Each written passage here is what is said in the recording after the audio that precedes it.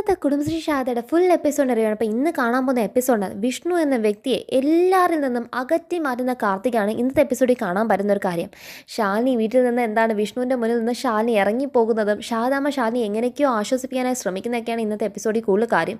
വിഷ്ണുവിനോട് ആ വീട്ടിലുള്ള ഓരോ വ്യക്തിക്കും വെറുപ്പ് മാത്രമേ വരുന്നുള്ളൂ. വിഷ്ണുവിനെ മനസ്സിലാക്കാനായിട്ട് ആരെയും കൊണ്ട് സമ്മതിക്കാത്ത രീതിയിൽ വിഷ്ണു സത്യങ്ങൾ പറയാൻ നിന്നാലും വിഷ്ണുവിൻ്റെ വായടപ്പിക്കുന്ന കാർത്തികനാണ് നമുക്ക് കാണാൻ പറ്റുന്നത്. ഇന്നത്തെ എപ്പിസോഡ് ഡീൽ റിവ്യൂ നോക്കുന്നതിന് മുമ്പ് തന്നെ എല്ലാ ചാനൽ സബ്സ്ക്രൈബ് ചെയ്യാനും ബെല്ലൈക്കൺ പ്രസ് ചെയ്യാൻ നിങ്ങളുടെ കമൻസ് ഷെയർസ് ലൈക്സ് ഇടാനൊന്നും ആരും മറക്കണ്ട കേട്ടോ. അപ്പോൾ എപ്പിസോഡ് തുടങ്ങുമ്പോൾ തന്നെ കാണിക്കുന്ന ഒരു കാര്യം, നമ്മുടെ ശാലിനിയെ വിളിച്ചുകൊണ്ട് ശാരദാമ്മ ഇവരോടൊന്നും പറഞ്ഞിട്ട് ഒരു കാര്യമില്ല എന്ന രീതിയിൽ ശാരദാമ്മ ശാലിനിയും കൊണ്ട് തിരിച്ചു പോകുമ്പം ശാലിനി കാറിൽ ഇരുന്ന് തൻ്റെ താലിമാല അങ്ങ് കെട്ടിപ്പിടിച്ച് എന്താണ് അങ്ങനെ മുറുകെ പിടിക്കുവാണ്. എന്നിട്ട് ഭയങ്കര കരച്ചില്ല. ശാരദാമ്മ എങ്ങനെയൊക്കെയോ ആശ്വസിപ്പിക്കാൻ നോക്കുകയാണ്. ശാലിനിയുടെ കാർ അവിടെ നിന്ന് മാഞ്ഞ് പോകുമ്പോഴത്തേക്കും തന്നെ വിഷ്ണു എന്താണ് അകത്തേക്ക് കയറി പോകണം. ഒന്നും വേണ്ടാതെ വിഷ്ണുവിൻ്റെ ഉള്ളിലാണെങ്കിൽ അത്യായ സങ്കടമുണ്ട്. പക്ഷേ അത് പുറത്ത് ആരോടും പറയാൻ പറ്റത്തില്ല. രാഘവേട്ടന് പോലും വിഷ്ണുവിനോട് അത്രയ്ക്ക് പുച്ഛമാണെന്ന് തോന്നുന്നു. സത്യഭാമ മാത്രം അവിടെ മുറ്റത്ത് ഉമ്മർത്ത് ഭയങ്കര ഞെളിഞ്ഞങ്ങ് നിൽക്കുവാണ്. ഇതൊക്കെ കണ്ട് ഭയങ്കര ആസ്വാദനത്തിൽ തന്നെ തൻ്റെ ആവശ്യം നടന്ന് കിട്ടുമല്ലോ എന്ന രീതിക്ക് അത് കാർത്തികയും അവിടെ ഞെളിഞ്ഞ് നിൽക്കുക. ശ്യാമയ്ക്കാണെങ്കിൽ കുഞ്ഞേച്ചിയുടെ കണ്ണ് അത്രയും നനഞ്ഞല്ലോ എന്ന് ആലോചിച്ച് ശ്യാമയ്ക്ക് വിഷമമുണ്ട്. പക്ഷേ ശ്യാമയുടെ കയ്യിൽ ഒരു അഹങ്കാരമുണ്ട്. കാരണം ശാലിനി ഈ നിമിഷത്തിൽ സത്യഭാമയുടെ മുന്നിൽ എല്ലാം പറയേണ്ടതായിരുന്നു. ശാരദാമ്മ പറയാൻ പറഞ്ഞപ്പം പോലും ശാലിനിയെ നോക്കി കൈകൂപ്പി എന്താണ് കുഞ്ഞേച്ചി പറയല്ലേ എന്ന ഒരു ആക്ഷൻ കാണിച്ചില്ല എന്നെങ്കിൽ ഇന്ന് അവർ ഒന്നിച്ച് ജീവിച്ചേനെ ആയിരുന്നു. ഇങ്ങനെയൊക്കെ ചെയ്തെങ്കിലും ശ്യാമ എന്തായാലും വിഷ്ണുവിൻ്റെ മുന്നിൽ പോയി ന്യായം ചോദിക്കാൻ പോകുന്നുണ്ട്. പക്ഷേ സ്വന്തം ന്യായം ക്ലിയർ ആക്കാതാണ് വിഷ്ണുവിനോട് ഈ ന്യായം ചോദിക്കാൻ പോകുന്നതെന്നുള്ളത് മറ്റൊരു ഭാഗം. പക്ഷേ എന്നാലും ഇതെങ്കിലും ചോദിക്കാൻ ശ്യാമയ്ക്ക് മനസ്സ് വന്നല്ലോ. അങ്ങനെ തന്നെ കുഞ്ഞേച്ചി ഉപേക്ഷിച്ച് കളയത്തക്ക രീതിയിൽ അത് നല്ലത് തന്നെ. ഇനി കുഞ്ഞേച്ചി തിരിച്ചു വരത്തില്ല എന്ന അത്ര സ്വാർത്ഥതയിലേക്ക് ശ്യാമ പോകാത്ത തന്നെ വലിയൊരു കാര്യം. അപ്പം എന്താണ് ശ്യാമയും അതുപോലെ തന്നെ കമലനും കൂടെ വിഷ്ണു മേളിലേക്ക് കയറി പോലെ. അപ്പം വിഷ്ണുവിൻ്റെ പിറകെ പോയിട്ട് വിഷ്ണുവിനോട് ചോദിക്കാനുള്ള ഓരോ കാര്യങ്ങളൊക്കെ ചോദിക്കുക. ആദ്യം കമലനാണ് തുടങ്ങുന്നത്. ഇതെൻ്റെ ആശാൻ തന്നെയാണ്. ആശാൻ എങ്ങനെ സാധിച്ച് ഇങ്ങനെയൊക്കെ ചെയ്യാനായിട്ട് ആശാൻ പറഞ്ഞിട്ടുള്ളത്. ഏട്ടത്തിയമ്മ അടുത്ത് വരുമ്പോൾ ആശാൻ്റെ മനസ്സിനൊരു പിടപ്പാണ്.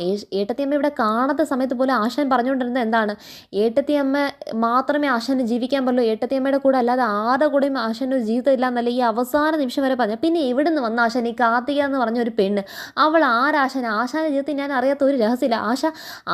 ആശാൻ എൻ്റെ ഒരേ പ്രായമാണെങ്കിൽ നമ്മൾ അങ്ങനെ അല്ലല്ലോ ആശാനെ സഹരിച്ച. ആശാൻ എനിക്ക് ദൈവതുല്യമായിരുന്നു.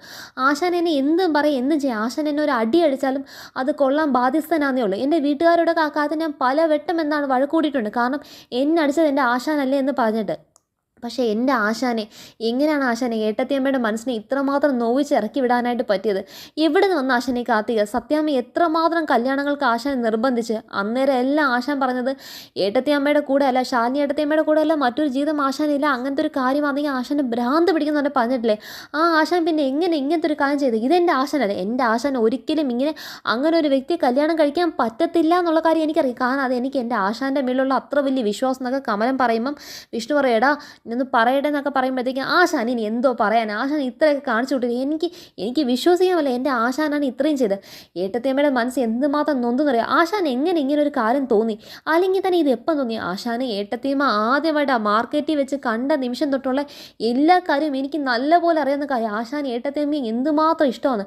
ഞാൻ പോലും ആശാൻ്റെ അടുത്ത് വെട്ടം പറഞ്ഞിട്ടുണ്ട്, ആശാൻ ഒരു പുതിയൊരു ജീവിതം വേണ്ടേ, ഏട്ടത്തേമ്മയെ മറന്നു കളഞ്ഞിട്ട് ഒരു ജീവിതത്തിലേക്ക് പോ ആശാനെ. ആശാൻ അവിടെ വെച്ച് ഏട്ടത്തേമ്മയെ കണ്ട് ഇവിടെ വെച്ച് കണ്ടെന്ന് പറഞ്ഞപ്പോഴൊക്കെ ഞാൻ പറഞ്ഞു ആശാന് സ്നേഹം മൂത്ത് ഭ്രാന്തായി പോയതെന്ന് പറയാൻ ഞാൻ പറഞ്ഞിട്ടുണ്ട്. പക്ഷേ അതൊക്കെ അന്ന് ഏട്ടത്തേമ്മ എവിടാന്ന് പോലും അറിയാത്തൊരു കാലഘട്ടം.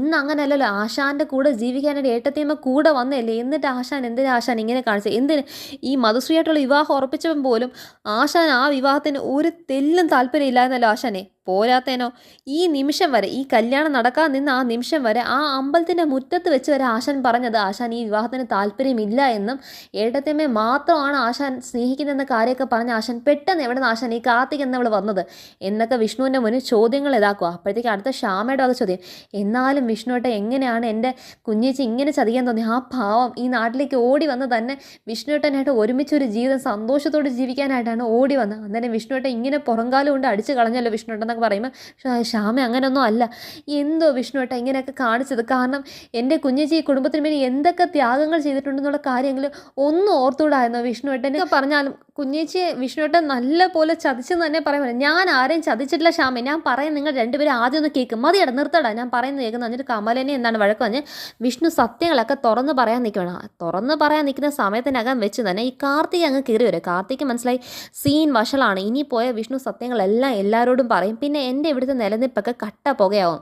അതുകൊണ്ട് എന്താണ് കാർത്തിക് വന്നിട്ട് ഉടനെ ശ്യാമയെ നോക്കിയിട്ട് ശ്യാമയെ താഴെ എന്താണ് സത്യാമ്മ വിളിക്കുന്നു എന്ന് പറയുമ്പോഴത്തേക്കും ശ്യാമ പറയും ഓ ഉത്തരവ് ഞാൻ കേട്ട് ഞാൻ ഇപ്പം തന്നെ ഞാൻ പോയിക്കോളാം എന്ന് പറഞ്ഞിട്ട് ശ്യാമ എന്താണ് അവളോട് കലി കാണിച്ച് തിരിച്ച് ശ്യാമ താഴേക്ക് ഇറങ്ങി പോകണേ. കാരണം ഇനി നിങ്ങൾ തന്നെ ആയിക്കോ എന്ന രീതിക്കകത്താണ് ശ്യാമ ഇറങ്ങിപ്പോകുന്നത്. അപ്പോഴത്തേക്ക് ഈ കമലൻ എന്താണ് അവിടെ നിന്ന് പോകുന്നില്ല. കമലൻ എന്താണ് വിഷ്ണുവിൻ്റെ അടുത്ത് ആശൻ എന്തോ പറയാൻ വന്നല്ലോ, ഇതല്ല സത്യങ്ങൾ, എന്താ ആശനെ സത്യം എന്ന് ചോദിക്കുമ്പോഴത്തേക്കും ഇവൻ ഇനി മാറുന്നില്ലല്ലോ. അതുകൊണ്ട് നേരെ കാർത്തിക ഇവനോട് കയറി സംസാരിക്കുക. തൻ്റെ പേര് കമലൻ എന്നല്ലേ? എൻ്റെ പേര് കമൽ എന്നൊക്കെ തന്നെയാണ്, അതിനെന്താ? താൻ വിഷ്ണുവേട്ടൻ്റെ കൂട്ടുകാരനല്ലേ? ആണ്, ഇപ്പോൾ എന്താ വേണ്ടത്? അപ്പോഴത്തേക്കും കമലൻ്റെ അടുത്ത് പറയുമോ, അല്ല ഒന്നും വിചാരിക്കല്ലേ കമല, ഞങ്ങൾ രണ്ടുപേരും തമ്മിൽ വിവാഹം കഴിച്ചിട്ട് കുറച്ച് സമയം ആയിട്ടേ ഉള്ളൂ, അപ്പം ഞങ്ങൾക്ക് ഒരു സ്വകാര്യത കിട്ടിയെന്നെങ്കിൽ കൊള്ളാമെന്ന്.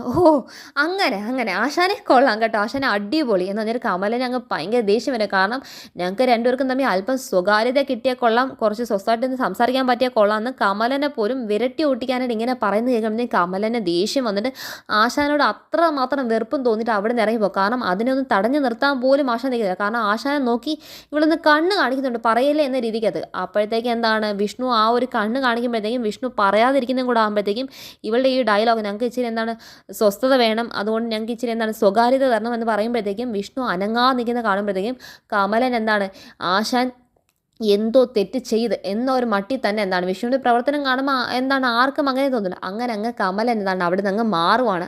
ഞാൻ പോയി തന്നേക്കാം എന്ന് പറഞ്ഞ് കമലൻ അങ്ങ് മാറുവാണ്.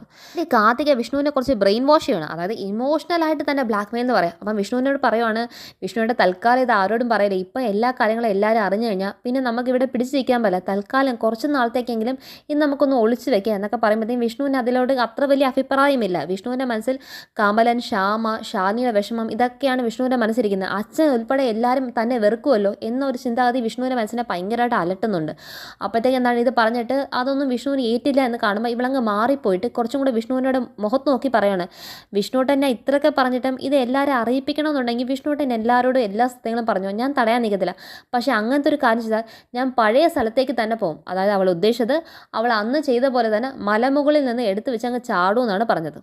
ഞാൻ പോകുമ്പം പിന്നെ എന്നെ തടയാൻ വേണ്ടി ഒന്നും വന്നേക്കില്ല, പിന്നെ മലയുടെ അടിവാരത്ത് നിന്ന് എന്നെ നോക്കിയാൽ മാത്രം മതി, അന്നെന്നെ സഹായിക്കാനോ വീണ്ടും എന്നെ ജീവിതത്തിലേക്ക് കൊണ്ടുവരാനൊന്നും അന്ന് വന്നേക്കില്ലെന്ന് പറയുമ്പോഴത്തേക്കും വിഷ്ണു അങ്ങ് ഭയങ്കര എന്താണ് സെൻറ്റിമെൻ്റലി അങ്ങ് ആ ഒരു ഇമോഷണൽ ട്രാപ്പിലേക്ക് അങ്ങ് വിഷ്ണു അങ്ങ് വീഴുവാണ്. പിന്നെ വിഷ്ണു ഒന്നും മിണ്ടുന്നില്ല. വിഷ്ണു എന്താണ് ഭയങ്കര സങ്കടത്തോടെ തന്നെ നേരെ പോയി ആ ഒരു ചാരുപടി ഉണ്ടല്ലോ അവിടെ ഇരുന്ന് നേരെ മുറ്റത്ത് നോക്കിക്കൊണ്ടിരിക്കുവാണ്. പല കാര്യം ചിന്തിച്ചുകൊണ്ടിരിക്കുക, ശാലിനി വന്നൊക്കെ ആലോചിക്കുവാണ്.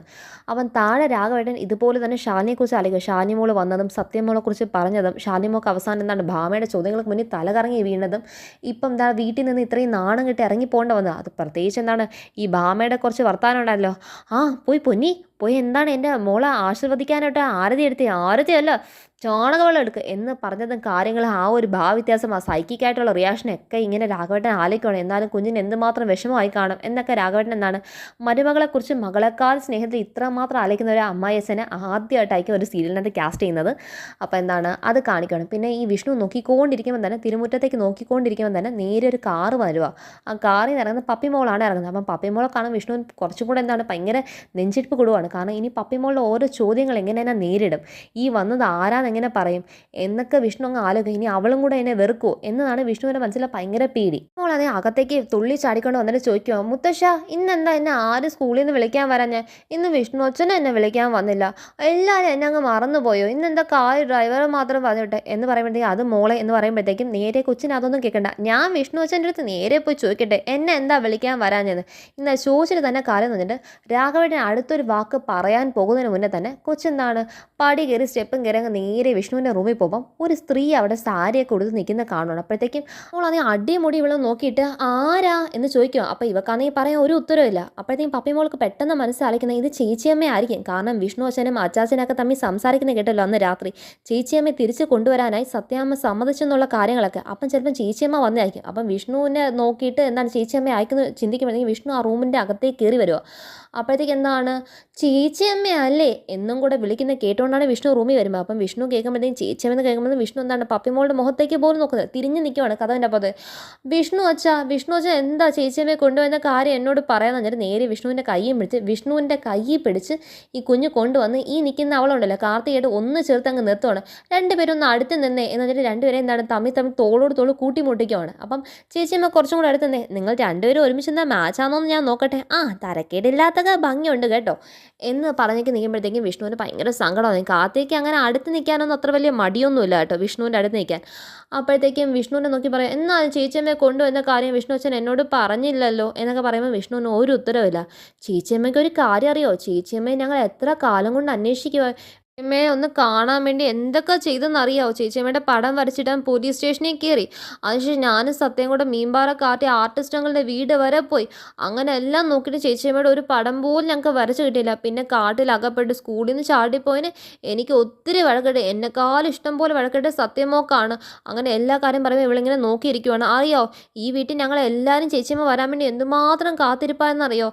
സത്യാമ്മ ഒഴികെ ബാക്കി എല്ലാവർക്കും ചേച്ചിയമ്മ ഭയങ്കര ഇഷ്ടമാണ്. ഞാൻ, അച്ഛൻ, വിഷ്ണു അച്ഛൻ, എൻ്റെ അമ്മ, എൻ്റെ അച്ഛൻ, എന്തിന് പൊന്നി ചേച്ചി ഉൾപ്പെടെ എല്ലാവരും ചേച്ചിയമ്മ വരുന്ന ദിവസവും പ്രതീക്ഷിക്കുക. അന്ന് വിഷ്ണു അച്ഛൻ ആ ബാഡ് ഗേളോടുള്ള കല്യാണം നടക്കാൻ ആ കല്യാണം മുടക്കാൻ വന്നായിരുന്നല്ലേ ചേച്ചിയമ്മ. പക്ഷെ അന്നും എനിക്ക് കാണാൻ പറ്റില്ല. ആ ബാഡ് ഗേളിനെ ഞാൻ ബാഡ് ഗേൾ എന്ന് വിളിച്ചത് കേട്ടിട്ട് സത്യാമ്മയ്ക്ക് ദേഷ്യം വന്ന് എന്നെ മുറി പൂട്ടിയിട്ടിരിക്കുകയായിരുന്നു. അല്ലെങ്കിൽ അന്നെങ്കിലും എനിക്ക് കാണാമായിരുന്നു. എന്തായാലും ചേച്ചിയമ്മ വന്നല്ലോ ഇത്രയും നാൾ കഴിഞ്ഞിട്ടായാലും. കാര്യം കുഞ്ഞ് പറയുന്നേക്കാം വിഷ്ണുവിന് ഭയങ്കര കുറ്റബോധം തോന്നുക. കാരണം ഈ കുട്ടികൾ പോലും എന്നെയും ശാലിനിയും ഒന്നിക്കാൻ വേണ്ടി എന്തൊക്കെ ചെയ്തു കൂട്ടി, എന്തൊക്കെ ത്യാഗങ്ങൾ അനുഭവിച്ചു, എന്നിട്ടും ഞാൻ ശാലിനിയോട് ഇപ്പോൾ ഇങ്ങനെ ആണല്ലോ കാണിച്ചത് എന്നൊക്കെ ഭയങ്കര സങ്കടമാണ് വിഷ്ണുവിന് ഉൾപ്പെടെ തന്നെ വരുന്നത്. അപ്പോഴത്തേക്ക് എന്താണ് ഇവളെ നോക്കിയിട്ട് പറയുവാണ്, ചേച്ചിയമ്മ സുന്ദരിയായിട്ടോ. അപ്പോഴത്തേക്ക് അവളങ്ങ് ചിരിക്കുക. അപ്പോഴത്തേക്കും ചേച്ചിയമ്മ ചിരിക്കുമ്പോൾ അതിനേക്കാളും സുന്ദരിയാണ്. മോൾ ഇവളുടെ അടുത്ത് പറയുമോ ചേച്ചിയമ്മ ഒന്ന് കുനിഞ്ഞേ. അപ്പോഴത്തേക്ക് അവളെ കുനിയുമ്പോഴത്തേക്ക് എന്താണെന്ന് കവളിലൊരു ഉമ്മ കൊടുക്കുവാണ്. ഭയങ്കര സ്നേഹത്തിൽ ഉമ്മ കൊടുക്കുന്ന കാണും വിഷ്ണുവിന് അതിനേക്കാളും സങ്കടം വരുമോ. ഇവളുടെ മനസ്സിനകത്ത് ഒന്ന് ചെറിയ രീതിയിൽ ഒരു നീതി ചഞ്ചലനമുണ്ട്. കാരണം ഇത്രമാത്രം ഒരു കുട്ടികൾ പോലും ശാലിനിക്ക് വേണ്ടി ഇത്രയും കാത്തിരുന്ന ഒരു വീടായിരുന്നു ഇത്. അതിലേക്കാണോ ഞാൻ ഈ കയറി വന്നതെന്നുള്ള ഒരു ചെറിയ കുറ്റബോധമൊക്കെ ഉണ്ട്. അപ്പോഴത്തേക്ക് എന്താണ് ഇതിന് തിരിച്ചൊരു ഉമ്മ കൊടുക്കാൻ പോകുമ്പോഴത്തേക്കും കറക്റ്റ് എന്താണ് നമ്മുടെ ശ്യാമ കയറി വരുവാണ്. ശ്യാമ കയറി വന്നത്, എടീ പപ്പി ഇങ്ങോട്ട് ഈ വാടി എന്ന് പറഞ്ഞിട്ട് പപ്പി മോളെ ശരിക്കും വഴക്ക് പറയാം. അമ്മയും ചേച്ചിയമ്മ എടി നീ ഇങ്ങോട്ടേക്ക് വരുന്നുണ്ടോ, നിന്നെ തൊലി അടിച്ച് പൊട്ടിക്കണമെന്ന് പറഞ്ഞിട്ട് പപ്പി അങ്ങ് ഭയങ്കര ദേഷ്യപ്പെട്ട് ശ്യാമ വിളിക്കുന്നതാണ്. വിഷ്ണു ഇന്ന് വരെ കണ്ടിട്ടില്ലാത്ത ശ്യാമയുടെ ഒരു സ്വഭാവം കാണുവാൻ. കാരണം ഇന്ന് വരെ വിഷ്ണുവായിട്ട് രാത്രി കിടന്നാലും ഉറങ്ങിയാലും ഒന്നും ഒരു കുഴപ്പം പറയാത്ത ശ്യാമയാണ് ഇന്ന് വിഷ്ണുവിൽ നിന്ന് പപ്പി മോളെ അടർത്തി മാറ്റാൻ വേണ്ടിയുള്ള ശ്രമം നടത്തുന്നത്. അപ്പോഴത്തേക്ക് എന്താണ് അകത്ത് വന്നിട്ട്, ഇത് നിന്റെ ചേച്ചിയമ്മയൊന്നും അല്ല പറയാ, കുഞ്ഞിനെ വഴക്ക് പറയണ്ട, അവൾ അറിയാഞ്ഞിട്ടല്ലേ. അപ്പോഴത്തേക്ക് നേരെ ശ്യാമ പറയാം, അവൾ കുട്ടിയൊക്കെ തന്നെയാണ്, പക്ഷേ മുതിർന്നവർ അറിയാലോ സത്യങ്ങളും കാര്യങ്ങളൊക്കെ. അതുകൊണ്ട് ഞാൻ ഒരു കാര്യം പറഞ്ഞേക്കാം, എൻ്റെ കൊച്ചിനെ ഞാൻ വഴക്ക് വന്നതെങ്കിൽ ഞാൻ പലതും ചെയ്തിരിക്കും. അതിൽ കയറി കണ്ടവർ ഇടപെടാൻ വേണ്ടി വരേണ്ട ഒരു ആവശ്യമില്ല. പിന്നെ ഇനി ഏത് വലിയ തമ്പുരാട്ടിയാന്ന് പറഞ്ഞാൽ എൻ്റെ കൊച്ചിൻ്റെ മേളിൽ ഒരു കൈ വെച്ച് ആ കൈ ഞാൻ വെട്ടിയെടുക്കും. ഇനി പറഞ്ഞില്ല എന്ന് വേണം. എന്നിട്ട് ശ്യാമ അവൾക്കൊരു വാർണിംഗ് കൊടുക്കുമ്പോൾ അവൾ കേട്ട് ഞെട്ടി നിൽക്കുകയാണ്. വിഷ്ണു ഒരു അക്ഷരം മിണ്ടുന്നില്ല. അപ്പോഴത്തേക്ക് എന്താണ് ഈ കുഞ്ഞു വയ്ക്കുക, അമ്മ എന്തിനാ ചേച്ചിയമ്മയുടെ ഇത്രയും വഴക്കൊടുന്നത്, ചേച്ചിയമ്മയെ വഴക്ക് പറയാതെ അമ്മ എന്തായാലും ചേച്ചിയമ്മയുടെ വഴക്കൊടുന്നത്. എടി ഈ കാണുന്ന എൻ്റെ ചേച്ചിയമ്മ ഒന്നും അല്ല, ഇത് മറ്റെന്തോ ഒരു സൈസാ എന്ന് പറയാൻ വേണ്ടി വരുമ്പോഴത്തേക്കും എന്നിട്ട് വിഷ്ണുവിന് ഒരു അക്ഷരം പറയാൻ വേണ്ടിയില്ല. അപ്പോഴത്തേക്ക് എന്താണ് ഈ കുഞ്ഞിൻ്റെ അടുത്ത് പറയുമെന്ന് കുഞ്ഞിന് മനസ്സിലാവുന്നില്ല. ഇത് എന്താണ് പപ്പി മോളെ, ഇത് നിൻ്റെ ചേച്ചിയമ്മയൊന്നും അല്ല, ഇത് മറ്റെന്തോ വ്യക്തിയാണ്. പിന്നെ നിൻ്റെ ചേച്ചിയമ്മയുടെ പേര് പോലും ഉച്ചരിക്കാനുള്ള അർഹത ഇല്ലാത്തവർങ്ങളാണ് ഈ നിൽക്കുന്നതെല്ലാം. മോളെ ഒരു കാര്യം അമ്മ പറയട്ടെ, ഇനി മേലായി മുറിയിലോ പരിസ്ഥിതി മോളെ അമ്മ കണ്ട നിൻ്റെ തൊട അടിച്ച് പൊട്ടിക്കുന്നത് ഞാൻ പറഞ്ഞ സത്യമാണ്. ഇനി വാ നിൻ്റെ പപ്പയെ പിടിച്ചുകൊണ്ടങ്ങ് വരുവാണ്. അപ്പോഴത്തേക്ക് വിഷ്ണുവിനെ നോക്കി പപ്പി മോള് പറയുക, മിണ്ടത്തില്ല ഇനി ഒരിക്കലും മിണ്ടത്തില്ല, കൂട്ട് വെട്ടി വിഷ്ണുച്ചനായിട്ട് എൻ്റെ കൂട്ട് വെട്ടി എന്ന് പറയുമ്പോൾ വിഷ്ണു ഭയങ്കര തകർന്നങ്ങ് പോകും. അപ്പം എന്താണ് ശ്യാമ കുഞ്ഞിനെ വിളിച്ചിട്ട് അങ്ങ് പോവുകയാണ്. അപ്പം വിഷ്ണു തകർന്ന് നിൽക്കുമ്പോഴത്തേക്ക് കാത്തിരിക്കുന്നുണ്ട്. അവളെ ഭയങ്കര ഇഷ്ടമാണ് അല്ലേ വിഷ്ണുവേട്ടന്. അതേ എന്ന മട്ടിൽ അങ്ങ് ആക്ഷൻ കാണിക്കുന്നു. അപ്പോഴത്തേക്കും ഇവൾ പറയുവാണ്, ഈ സത്യം എന്ന് പറയുന്നത് അത് ശാലിനിയുടെ എന്ന് മാത്രമേ വിഷ്ണു പറയുന്നുള്ളൂ, ബാക്കി പൂർത്തി അറിയുന്നു, ശാലിനിയുടെ മകളെന്ന് പോലും പറയുന്നില്ല. അപ്പോഴത്തേക്കും പറയും, അവർ രണ്ടുപേരും ഒരുമിച്ചല്ലേ പഠിക്കുന്നത്. അവർ രണ്ടുപേരും ഒരുമിച്ചാണ് പഠിക്കുന്നതൊക്കെ വിഷ്ണു പറയുന്നുണ്ട്. അവർ രണ്ടുപേരും ഇത്രയങ്ങ് ശാലിനി അന്വേഷണമൊക്കെ നടന്നിട്ടുണ്ടല്ലേ, അതൊക്കെ ഞാൻ ഇപ്പോഴാണ് ഓർക്കുന്നതെന്നൊക്കെ വിഷ്ണു പറയുന്നുണ്ട്. സാരമില്ല, പപ്പിമോളുടെ ഇപ്പോഴത്തെ പിണക്കൊക്കെ വേഗം മാറും. തിരിച്ച് അവളുടെ ചേച്ചിയമ്മ ഈ വീട്ടിൽ വന്ന് താമസിക്കുമ്പോഴത്തേക്കും എല്ലാ പ്രശ്നവും മാറും. കാര്യങ്ങളൊക്കെ ഭയങ്കര കുഴഞ്ഞ് കിടക്കുവാന്നല്ലോ. സാരമില്ല, വിഷമിക്കേണ്ട കേട്ടോ, നമുക്ക് എല്ലാ കത്തിനെയും കുരുക്കൊക്കെ ഊരിയെടുക്കാം, ഞാനും കൂടെ ഇല്ലേ എന്നൊക്കെ പറയും. വിഷ്ണുവിന് അത്ര വലിയ സന്തോഷമൊന്നുമില്ല. എന്നാൽ അവൾ പറയുന്നുണ്ട് ഞാൻ കൂടെ ഉണ്ടല്ലോ എന്നൊരു ധൈര്യം കൊടുക്കുവാണ് വിഷ്ണുവിന്. പിന്നെ ഇവളുടെ ധൈര്യം കിട്ടിയിട്ട് വേണ്ട വിഷ്ണുവിനെ ധൈര്യമാകാൻ. പറയുന്നുണ്ട് പപ്പിമോളുടെ ഇപ്പോഴത്തെ പിണക്കൊക്കെ താൽക്കാലികമാണ്. അവളുടെ ചേച്ചിയമ്മ തിരിച്ചു വരുമ്പോഴത്തേക്ക് അവൾക്ക് ഇതിനേക്കാളും 10 മടങ്ങ് ഇഷ്ടം കൂടത്തേ ഉള്ളൂ. അത് ഓർത്ത് വിഷ്ണുവേട്ടൻ സങ്കടപ്പെടണ്ട. ഞാനിപ്പോൾ നഷ്ടങ്ങളുടെ കണക്കൊന്നും എടുക്കാറില്ല കാർത്തികേ. കാരണം നഷ്ടങ്ങളുടെ കണക്ക് എടുക്കാൻ പോയാൽ പിന്നെ ജീവിതം മൊത്തം അതിന് മാത്രമേ കാണത്തുള്ളൂ എന്നൊക്കെ വിഷ്ണു പറഞ്ഞിട്ട് വിഷ്ണു ആ റൂമിൽ നിന്ന് ഇറങ്ങിപ്പോൾ കാർത്തിക് എന്താണ് ആ ഒരു കട്ടിലിൽ തന്നെ ഇങ്ങനെ ഇരുന്ന് ആലോചിക്കുന്ന കാണിക്കുക. പിന്നെ വിഷ്ണു താഴേക്ക് ഇറങ്ങി വരുന്ന വിഷ്ണുവിൻ്റെ മുഖവും ഭാവം കണ്ടിട്ട് എന്നാലും പപ്പിമോൾ അങ്ങോട്ടേക്ക് കയറി ചെന്നല്ലോ വിഷ്ണുവിൻ്റെ എന്തായിരിക്കും മട്ടെന്ന രീതിയിൽ രാഘവേട്ടൻ വിഷ്ണുവിനെ നോക്കുമ്പോഴത്തേക്ക് രാഘവേട്ടന് വിഷ്ണുവിൻ്റെ മുഖം കണ്ടിട്ട് രാഘവേട്ടന് ഒരു സങ്കടമാണ് തോന്നുന്നത്. വിഷ്ണു അങ്ങനെ അങ്ങ് അവിടെ നിന്ന് ഇറങ്ങിപ്പോകുന്ന കാണിക്കുകയാണ് ചെയ്യുന്നത്. അപ്പോൾ ഇതാണ് ഇനി കാണാൻ പോകുന്ന കുടുംബശ്രീ ഷാദയുടെ ഫുൾ എപ്പിസോഡ്. അപ്പോൾ എല്ലാവരും കാണുക. എന്നെ സബ്സ്ക്രൈബ് ചെയ്യാനും ബെല്ലൈക്കൻ പ്രസ് ചെയ്യാനൊന്നും ആരും മറക്കണ്ട കേട്ടോ. ബൈ.